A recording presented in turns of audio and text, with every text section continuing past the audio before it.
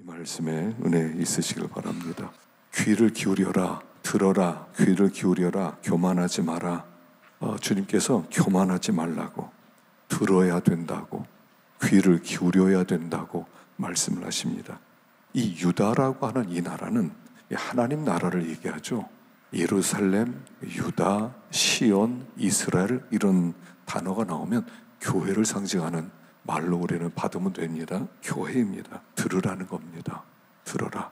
그리고 어두움을 일으키기 전, 너희 발이 어두운 산에 거치기 전, 너희 바라는 빛이 사망의 그늘로 변하여 침침한 어둠이 되게 하시기 전. 자, 여기에서 교만이라고 하는 것은 빛을 가리는 어둠이다 하는 것을 예고하는, 말씀하는 겁니다. 교만이 뭐냐? 교만은 빛을 가로막는 커튼 같은 거다. 그래서 사람들로 하여금 그 빛을 받아들이지 못하도록 가로막기 때문에 그 사람은 흑암 속에 살 수밖에 없는 사람이다 라고 말씀을 하는 것입니다. 유다 왕국은 빛의 나라였죠. 하나님의 말씀은 그야말로 빛 자체입니다. 그 예수님은 이 땅에 빛으로 오시는 분이죠. 그래서 예수를 믿는다는 것은 귀한 빛을 받는 것을 얘기해요. 우리는 빛을 받은 사람들이에요. 그래서 예수를 믿었다는 것은 귀한 빛이 우리 가운데 들어오는 것입니다. 그래서 새로운 세계에 대해서 눈이 열려지는 것, 그렇죠? 신자의 삶은 이 3차원, 4차원에 머무는 게 아니라 그 너머의 세계를 보는 것이다, 그렇죠? 예수님의 십자가와 부활, 그 십자가 부활로 말미암아 우리에게 빛의 세계를 열어주셨다고 그랬죠. 우리는 비본질의 이 세상에 살아가면서 물질과 시간 속에 살아가는 이게 본질이 아니라 이 비본질 속에서 본질을 살아가는 사람, 빛의 세계에 들어가서 빛을 살아가는 사람들이 신자들이다. 그런 사람들을 거듭났다 이렇게 말합니다. 거듭나지 않으면 하나님 나라를 볼 수 없느니라 이렇게 말씀하셨어요. 볼 수 없느니라. 빛이 들어와야 하나님 나라를 볼 수 있는데 교만은 커튼처럼 빛을 가로막는 거죠. 그래서 보지 못하게 만드는 겁니다. 어둠 속에 살게 만드는 것이죠. 우리는 빛을 받아야 돼요. 말씀은 빛입니다. 그 말씀을 깨달으면 빛이 들어오는 거예요. 밝아져요. 분별이 돼요. 본질이 무엇인지를 알게 돼요. 해야 될 것과 해서는 안 될 것들이 분간이 되기 시작하죠. 그런데 교만은 어두움 가운데 그대로 남아있는 거예요. 그래서 빛이 못 들어오게 막는 거예요. 그래서 안 들으려고 그러는 거죠. 그래서 들리지 않는 것입니다. 그래서 교만해지면 끝나는 거예요. 어둠 속에서 살면, 여러분 눈 감고 살면 어떻게 되겠습니까? 언제 어떤 사고가 날지 모르죠. 신앙생활은 눈 뜨고 살아가는 생활이고, 우리가 신앙생활을 가면서도 교만하면 눈 감고 신앙생활하는 거예요. 앞에 무엇이 있는지를 모르는 거죠. 낭떠러에 떨어질 수도 있고 차로로 뛰어들 수도 있고 위험해진다 하는 것입니다. 그래서 교만하면 빛을 가로막아요. 말씀이 들려지지 않고요, 은혜를 받을 수가 없어요. 깨달음이 없어요. 여러분, 이 깨달음이란 게 뭐냐면 밝아졌다는 뜻이에요. 밝아졌다는 거. 말씀을 그냥 읽었다 이런 게 아니라 밝아지는 거예요. 마음이 밝아지고 또 눈이 밝아지고, 그래서 환해지면 그때 기쁨이 들어오고요, 평안함도 들어오고요, 자유도 찾아오고요. 이게 빛이 주는 축복이란 말입니다. 그래서 유다라고 하는 이 나라는 강한 나라도 아니고요, 큰 나라도 아니고 뭐 부자 나라도 아니고, 그렇다고 뭐 땅이 뭐 굉장히 비옥한 그런 환경을 가지도 않고 뭐 거기에 무슨 지하 자원이 있는 것도 아니고 아무것도 없어요. 하나밖에 없어요. 말씀이 있었어요. 빛이 있었어요. 진리가 있었어요. 그러면 이걸 귀히 여겨야 된단 말입니다. 하나님의 백성들의 특징이 뭐냐면, 우리들이 뭐 그렇게 부자도 아니고요, 그렇다고 우리가 뭐 이렇게 대단한 사람도 아니고요. 그런데 한 가지 말씀이 있단 말입니다.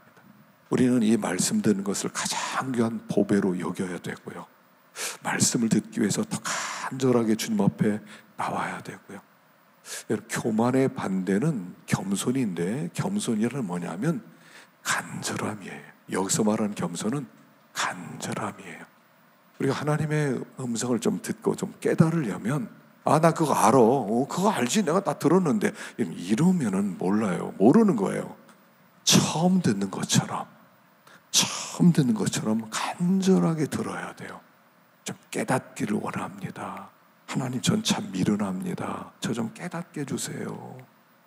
하나님 앞에 그런 마음으로 나올 때 하나님이 깨달음을 주시는 거예요. 들을 귀 있는 자는 들어라 그랬죠. 그냥 귀가 아니라 들을 귀 있는 자는 들어라 그랬던 거예요. 깨달으라는 얘기죠. 여러분, 하나님의 말씀은 깨달아야 돼요. 그렇지 않으면 교만해서 깨달음이 없어요. 은혜를 못 받는 거예요. 뭔가 좀 빛이 좀 비춰줘야 되는데 빛이 없는 거예요. 어둠 속에서 살아가는 거죠. 그래서 우리가 무엇을 자랑하느냐 하면 우리는 빛을 자랑하는 거예요.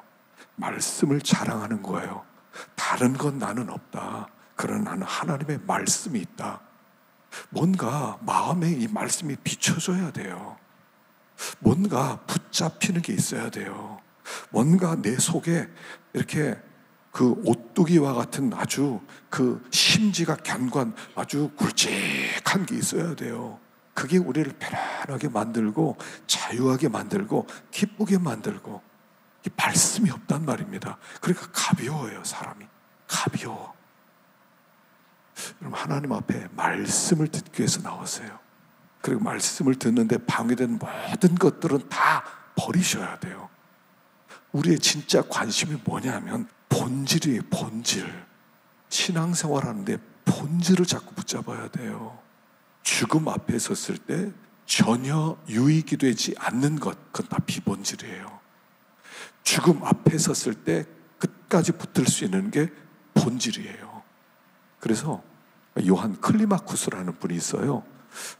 이분이 이제 그 거룩한 사다리라고 하는 책을 썼거든요. 이 거룩한 사다리는 어떤 종류의 책이냐면, 서방 기독교에서는 그리스도를 본받아라는 책이 있었고요. 동방 기독교에서는 요한의 클리마쿠스의 거룩한 사다리라고 하는 책이 있어요. 그래서 이 책에서는 우리가 그 하나님의 거룩한 그 하나님 나라로 가는데 계단을 30개로 나눠놨어요.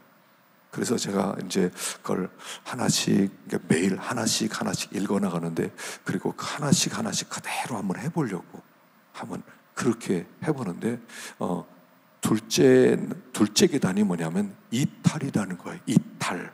그러니까 이탈은 뭐냐면 이걸 얘기해요. 우리가 하나님 앞에 섰을 때 후회할 만한 것, 하나님 앞에 섰을 때 내가 너무 부끄러운 것, 그런 것들을 버리는 거예요. 기도 생활에, 30계단은 기도 생활을 얘기하는 거거든요. 기도 생활의 두 번째가 이탈하라는 거예요. 이 세상에서 내가 신앙생활에 장애되는 모든 것들로부터 떠나는 거예요. 버리는 거예요. 그래서 여기에서 이런 해석이 있어요. 예수님이 부자 청년이 왔을 때 어떻게 해야 영생 얻을 수 있습니까? 그렇게 물어보니까 예수님이 너 가진 것을 다 팔아 가난한 자들에게 주어라, 그리고 나를 따르라. 이 부분을 이렇게 해석해요. 왜 그랬을까? 그가 가진 것을 다 팔면 그때 진짜 가난해져서 다른 사람이 동량을 줄 때, 다른 사람이 예를 들어 100원 줄 때 그 100원을 귀히 여기는 마음이 생긴다는 거예요. 근데 지금은 내가 많은 걸 가지고 있으니까 누가 100원 주겠습니다. 그러면 필요 없습니다. 그런 거. 이게 교만이라는 거예요. 이런 것에서부터 벗어나라, 이런 거죠. 우리가 정말 귀하게 여기는 것은 하나님의 진리여야 되거든요. 빛이어야 돼요. 말씀이어야 돼요. 근데 본질을 안 붙잡아요. 지식으로만 알고 있어요. 신앙생활은 지식이 아니에요. 깨달아야 돼요. 하나님 앞에 나와서 하나님 앞에 정말 하나님을 자꾸 만나려고 그래야 돼요. 말씀을 만나려고 그래야 돼요. 그냥 듣는 게 아니라 말씀을 정말 깨닫기를 원하는 마음을 가져야 돼요. 그래야 빛의 세계가 열려지고 깨달음의 세계가 열려지고 그리고 정말 자유하는 그런 길을 갈 수 있는데, 이 유다는 그런 길을 가지 않았기 때문에 망한다 하는 얘기죠. 너의 친구 삼았던 자를 그가 내 위에 우두머리로 세우실 때 내가 무슨 말을 하겠느냐. 내가 고통에 사로잡힘이 산고를 겪는 여인 같지 않겠느냐. 지금 이 유다가 누구를 친구로 삼았었냐 하면 바벨론을 친구로 삼았단 말입니다. 또 애굽 사람을 친구로 삼았단 말입니다. 조금 어려워지면 친구 좀 도와줘. 애굽 사람의 도움을 청하고, 좀 힘들어지면 바벨론 좀 도와줘. 이러면서 그들을 친구로 삼았단 말입니다. 그런데 그 친구들을 삼았는데 하나님께서 그들을 우두머리로 세우겠다는 거예요. 친구가 아니라는 거예요. 유다와 바벨론은 친구가 될 수 없고 유다와 애굽은 친구가 될 수 없는데, 유다는 자꾸 애굽을 친구로 삼고 바벨론을 친구로 삼아서 이 땅에서 어떻게든 이렇게 먹히지 않고 좀 잘 싸버리고 애를 썼다는 거예요. 그래서 하나님은 그걸 보고 그들을 우두머리라 삼아서 너희를 통치하는 자로 만들어 버리겠다. 그러니까 그들이 망해서 끌려가서 종살이 시키겠다, 이런 뜻이거든요. 누가 친구냐는 거예요.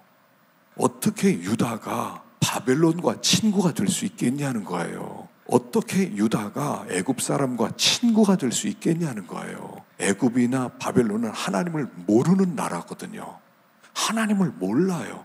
하나님을 섬기질 않아요. 그리고 이 땅을 바라보고 이 땅에서 어떻게 하면 잘 먹고 잘 살지, 이런 생각을 가진 사람들과 친구를 할 수 있겠냐는 거예요. 우리는 어떻게 하면 하나님께 영광을 돌리지, 이런 목표를 가지고 있는데 이 두 사람이 친구가 될 수 있겠느냐? 친구가 될 수 없다는 거예요. 근데 그들과 자꾸 친구가 되려고 했을 때 하나님께서는 그 친구라고 생각했던 그들을 더 높은 자리에 세워서 그들을 다스리고, 그리고 영광을 빼앗아가고 그들로 하여금 수치를 당하게 하고 그들로 하여금 괴롭게 만들 것이다 하는 것입니다.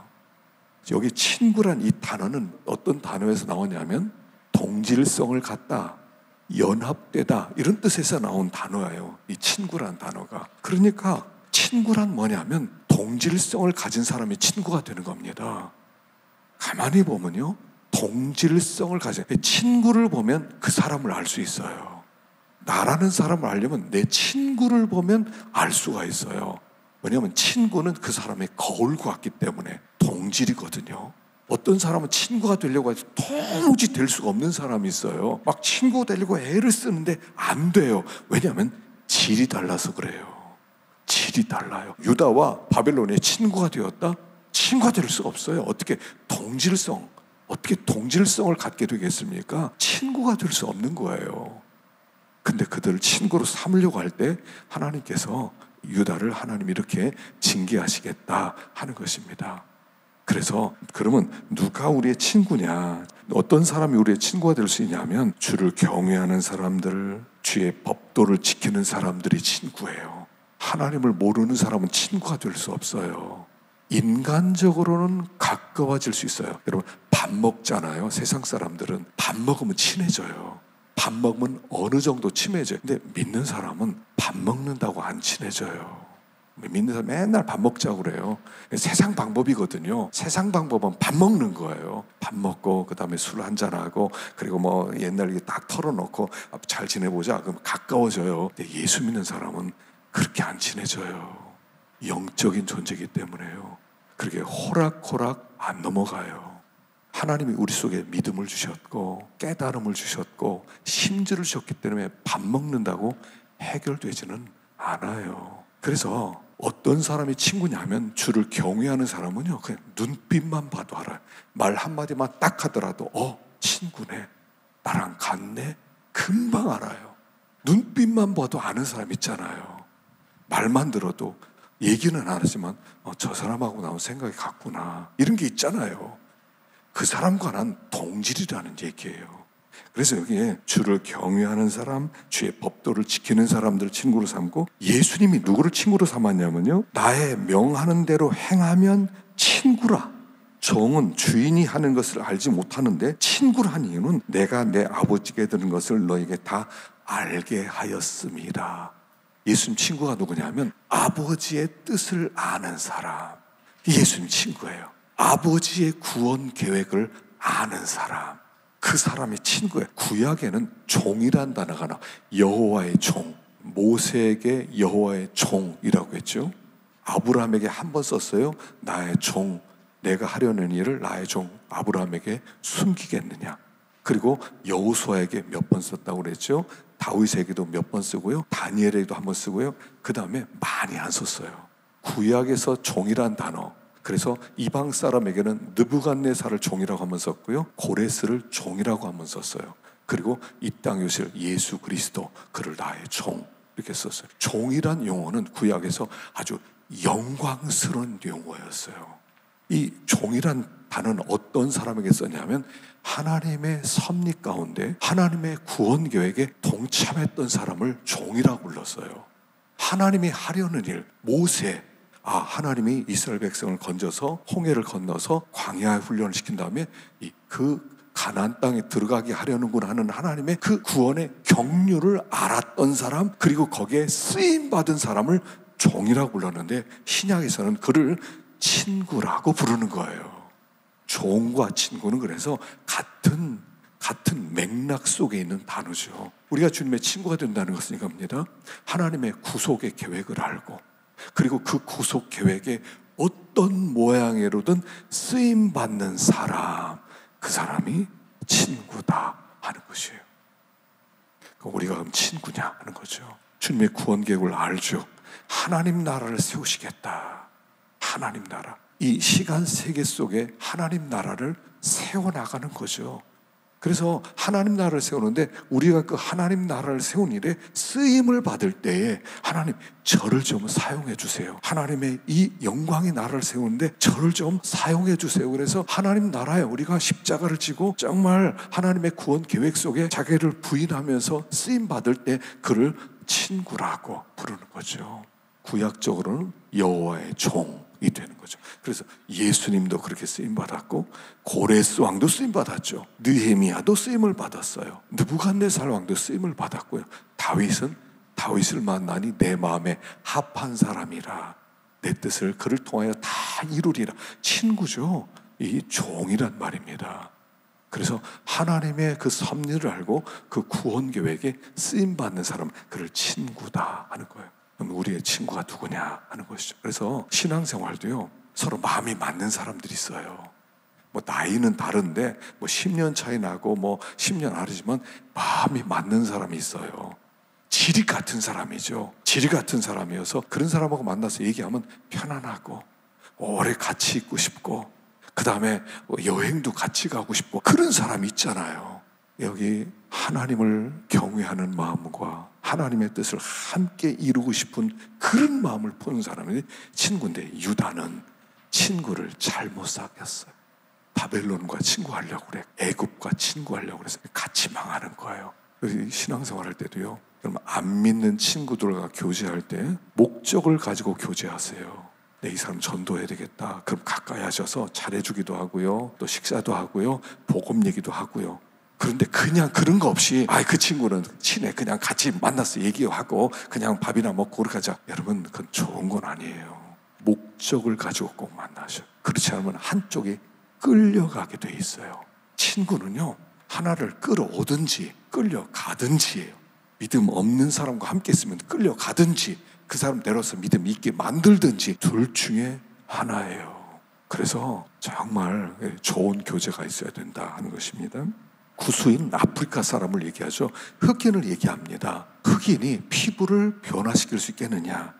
표범, 붉은 반점이 있지 않아요? 근데 그 반점을 없앨 수 있느냐? 만일 그게 되면 악에 익숙한 너희도 선을 행할 수 있을 거야 라고 얘기해요.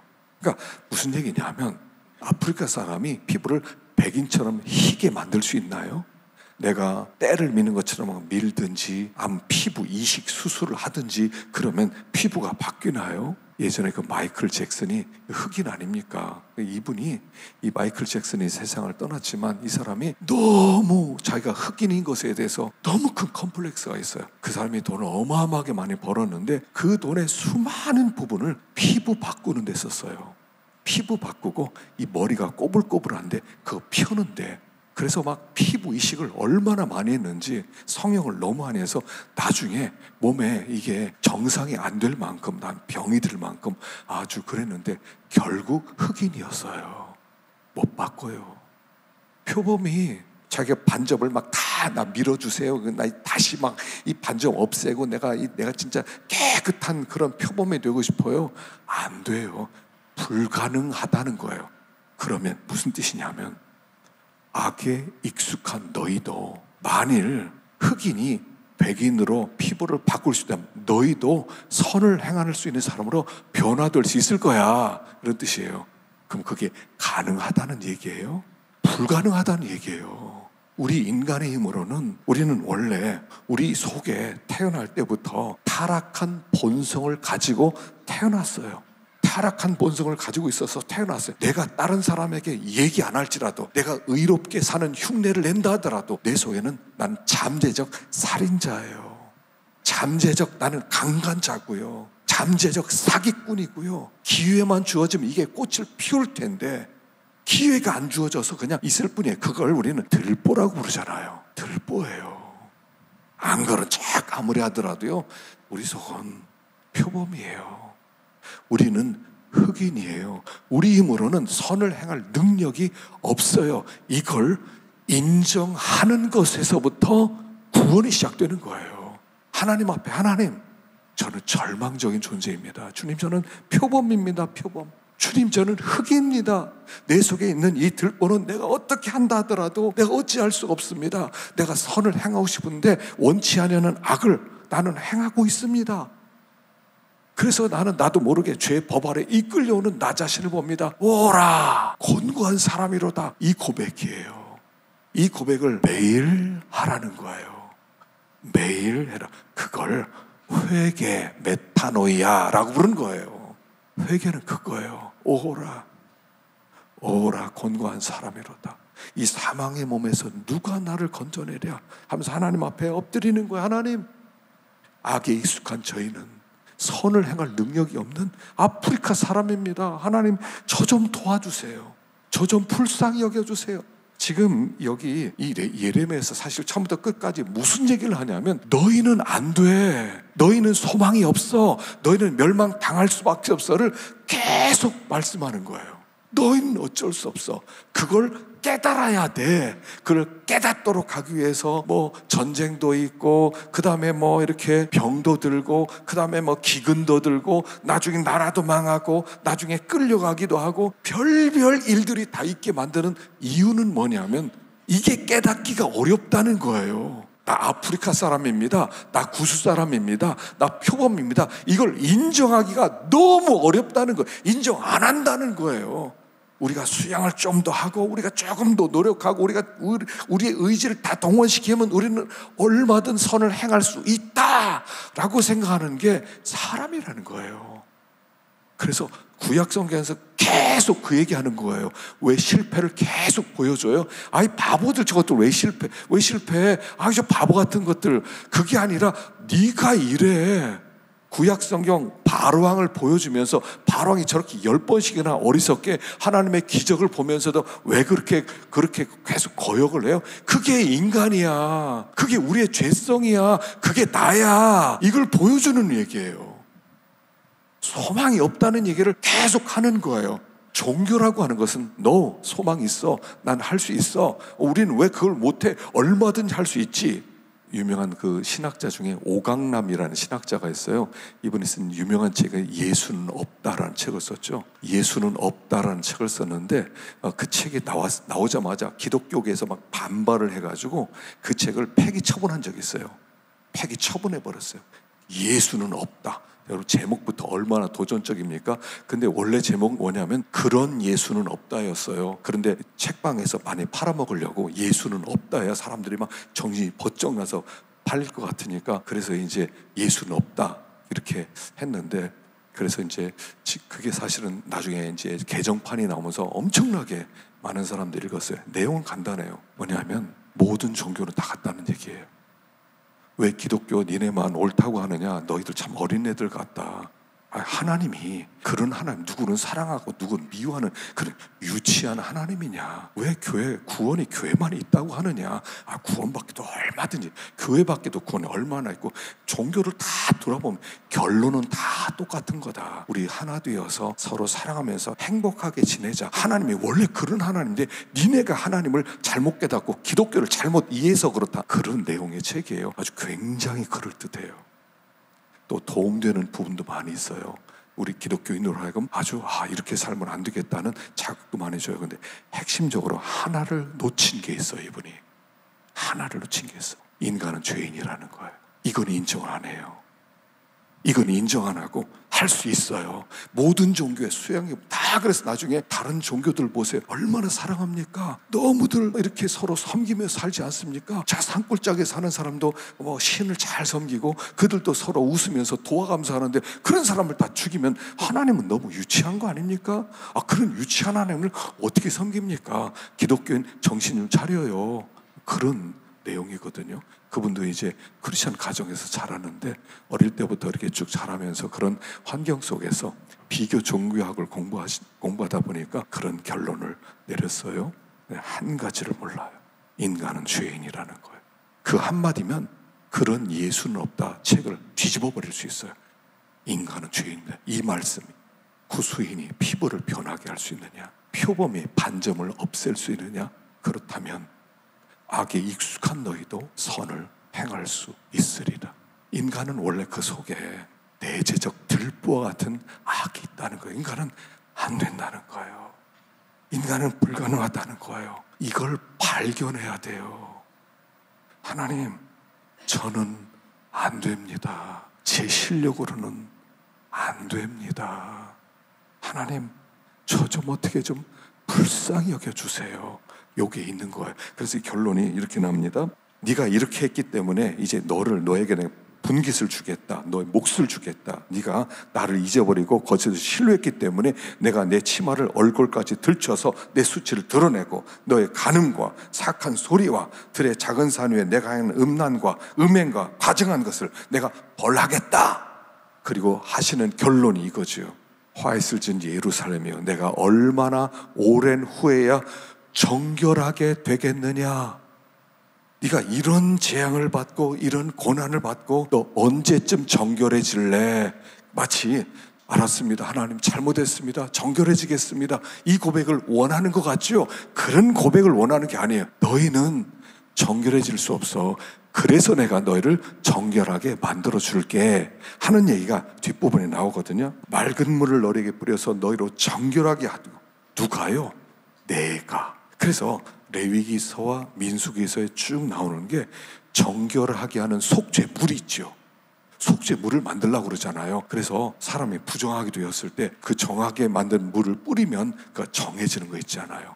그래서 그 정결하게 하는 물을 만들 때 흠이 없는 아주 멍에를 매보지 않은 붉은 암송아지를 잡아서, 그리고 진영 밖에 나가서 그걸 잡아요. 그리고 그 피를 그 회막에다가 7번 뿌리게 해요. 그리고 그걸 불로 태우라고 그랬죠. 태우는데 모든 걸 다 태워요. 가죽도 태우고 고기도 태우고 똥까지 다 태워버리는 거예요. 그 죄를 만들어요. 그리고 그 죄를 진영 밖에다가 얼마 동안 두게 하죠. 그리고 나서 이제 어느 정도 시간 지난 다음에 그걸 가져와서 정결하게 하는 물을 만드는 거예요. 그래서 전쟁터에 나가서 사람을 죽였다든가, 아니면 내가 어떤 시체를 만나서 부정하게 되었다든가, 그러면 그걸 가지고 물에 타가지고 그 사람을 뿌리면 정결하게 된다. 그렇게 하셨죠. 사람이 정결해지는 것은 스스로 되는 게 아니라는 거예요. 흠이 없는, 멍에를 매보지 않은 붉은 암송아지, 예수님을 상징하죠. 주님의 피로만 우리가 정결해지는 거예요. 주님의 피, 예수 그리스도의 피로 말미암아 깨끗해지는 거예요. 그래서 구약은 예수 이야기로 꽉 찬 거예요. 너희들은 안 되는 존재인지 알았냐? 너희들이 수많은 역사를 보내고 수많은 선지자를 보내고 수많은 가르침을 보냈지만 너희들 정결해졌냐? 언제 한번 나를 제대로 섬겨본 적이 있냐? 너희들 못했지? 왜냐하면 너희는 구수인이기 때문에 그래. 너희는 표범이기 때문에 그래. 그러니까 너희들이 너희 죄를 하나님 앞에 나와서 자신의 불가능함, 정결하게 될 수 없음을 깨닫고 하나님 앞에 간구하고 부르짖고 정말 주님을 요구할 때, 하나님의 은혜를 구할 때 내가 너를 정결하게 만들어 줄게. 그리고 너는 소망이 있는 존재가 되는 거야 라고 말씀하는 것이 오늘의 내용이다 하는 것입니다. 인정합시다. 저는 구수인입니다. 이제까지 살아오면서 못 느끼셨어요? 나 왜 이러지? 내가 원치 않았는데 내가 어떻게 여기까지 왔지? 나 죄를 이기려고 그랬는데 내가 왜 죄를 못 이겼지? 하나님, 저는 왜 이렇습니까? 인생 다시 살고 싶습니다. 여러분 그런 생각 안 들어보셨어요? 저는 많이 들어봤어요. 나 왜 이러지? 앞으로 잘할 수 있을까? 너무 절망적이고요. 여러분 여기서부터 구원이 시작되는 거죠. 그러나 걱정할 거 없어요. 주님이 정결하게 하는 물을 준비하고 계시다는 거죠. 주님께 나오세요. 다시 주님께 부르짖으세요. 은혜 아니면 저는 아무것도 아닙니다. 십자가만 다시 붙듭니다. 그렇게 나올 때 정결하게 해주시고 깨끗하게 해주시고 자유케 하시고 그런 은혜가 있게 될 줄로 믿습니다. 기도하십시다.